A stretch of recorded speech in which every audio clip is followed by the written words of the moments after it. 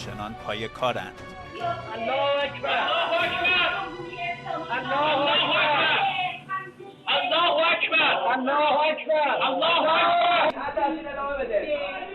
ادامه بده. جمهوری اسلامی ایران و منطقه صدا و سیما. ادامه بده.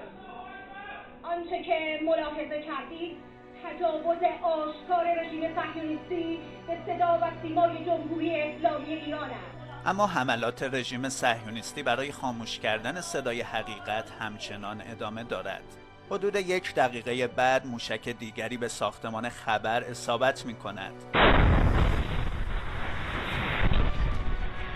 حدود ساعت 18:34 خانم امامی مجری شبکه خبر با دیگر عوامل از ساختمان خارج می شوند.